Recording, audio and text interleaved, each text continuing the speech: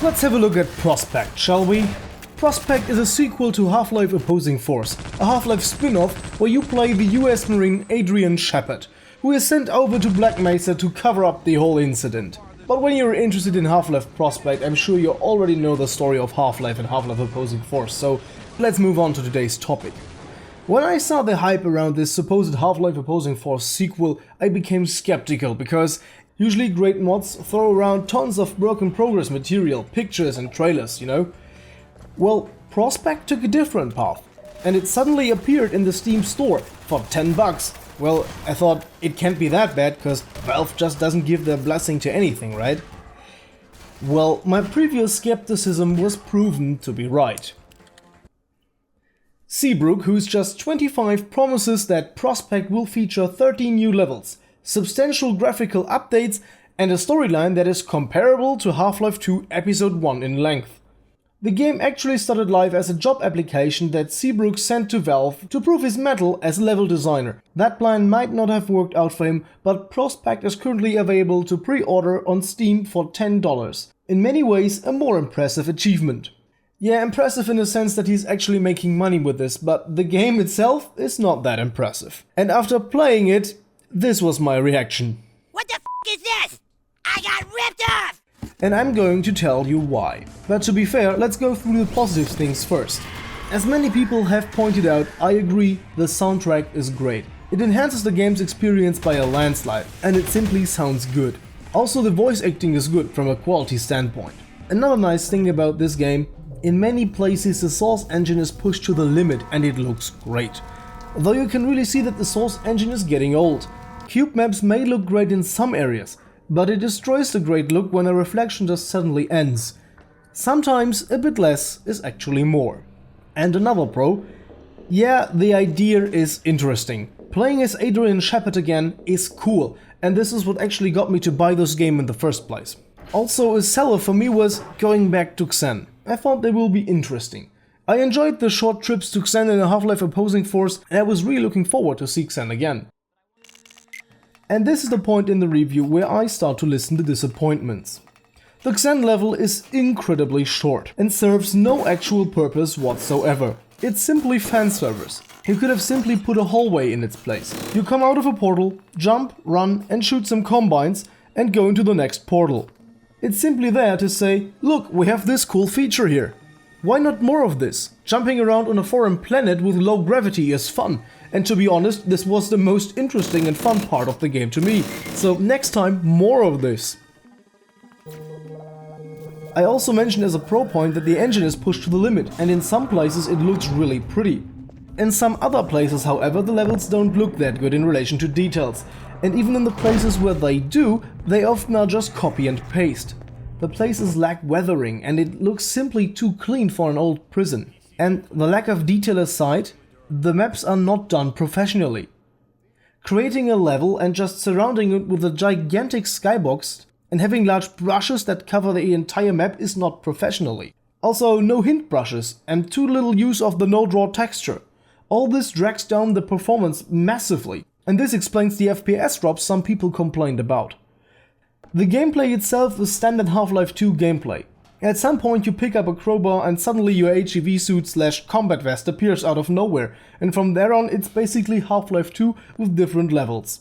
And these levels are hallway after hallway, wave after wave, shooting Combine soldiers, unlocking doors, and in most cases you will be encountered by Combine soldiers with a machine gun.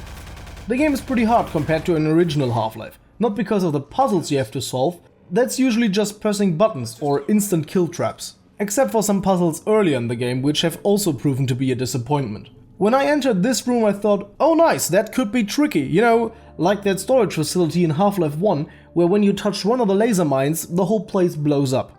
But this here could be solved by just letting one mine after another explode. But back to what makes this game difficult. The developer lets the enemies spawn in endless numbers, or just deploys all Combine soldiers with increased health, making them annoying bullet sponges. When a shotgun blast to the head doesn't kill a human-like enemy, on normal difficulty, something is wrong. And it seems at one point the developer realized that, because the maps are overstocked with health kits to a level that it just looks ridiculous. The developer said it's comparable to Half-Life 2 Episode 1 in length. Yeah, no. Episode 1 takes about 4 hours, and some speedrunners made it down to about 30 minutes. Half-Life Prospekt, however, took me 95 minutes in the first playthrough, and that included a breakfast break. And the game would have been a lot shorter if not for all the places where nothing happens. Way too many elevators just take forever.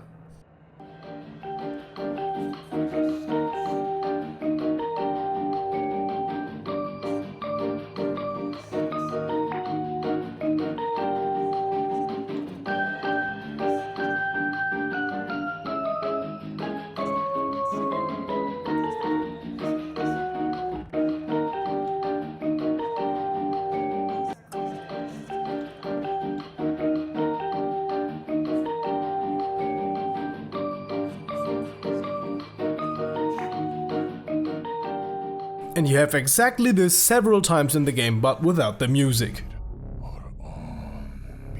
Or what's also annoying, it's the unskippable 5-minute intro. I really hate games with an unskippable intro in the second playthrough. And do you remember that amazing wall breach from the trailer? This one? Boom! I guess that was supposed to be a nostalgic moment for the fans of the original opposing force. You know, the pioneer guy cutting through the door. This is the moment in the actual game.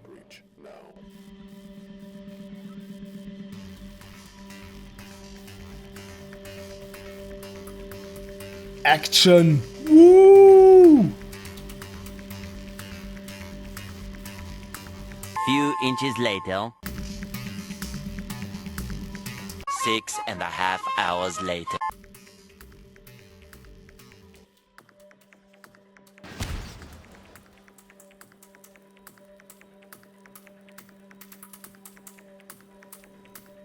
They're coming! Meh. Conclusion: this game is too short. Another statement: 13 levels. I just counted 9.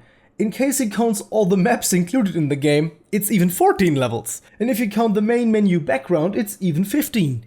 So yeah, why not just say you have 15 levels? A point raised by many people: there are no new weapons, and that sucks. Because Half-Life Opposing Force back in the days introduced some amazing weapons. In Prospekt there are even fewer than in Half-Life 2. And the developer may say, oh well, there's no place to introduce the new weapons. Do you remember the Displacer and how it was introduced in Half-Life Opposing Force? It literally fell from the skies. Ouch. Why not take a similar approach here? I took the liberty to modify the Xen level and give it a purpose.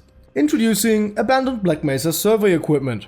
I basically ripped the stuff from Half-Life Blue Shift, but it's done for demonstrational purposes only here. Also, I added some of the original Xen vegetation from Half-Life Source. It really does look better now, doesn't it?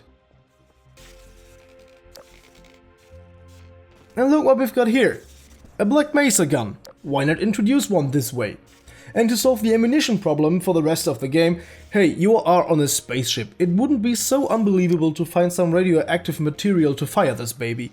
Well, it would have been cool if the game had introduced some new stuff, or even old stuff, like the pipe wrench or the displacer. You know, the pipe wrench is just the opposing force counterpart for the crowbar, it just has to be in this game. Or to pep up the story, why not show some Race X versus Combine action? The portals to the Race X homeworld to Earth were closed, but who knows what's going on outside of our solar system? Maybe there's a raging war between the Combine and the Race X. Well, you know, the Race X, the main enemy from Half-Life Opposing Force. They are not mentioned once.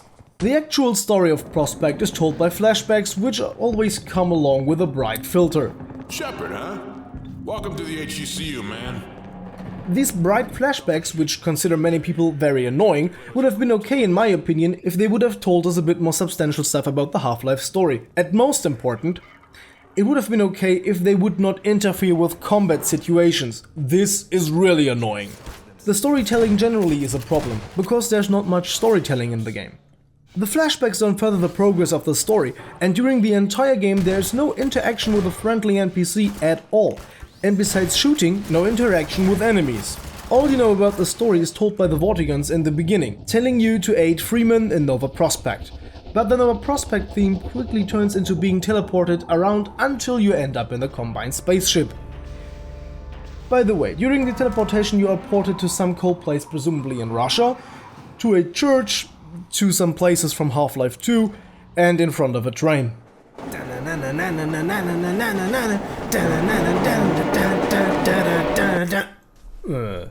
Why not back to the ruins of Black Mesa? That would have actually been interesting to look at. The whole game ends in a grand finale of pressing 4 buttons to overheat the reactor core to ultimately blow up the ship, I assume. Then the G-Man comes, kills some Vortiguns, gives you the evil eye, and then it's done.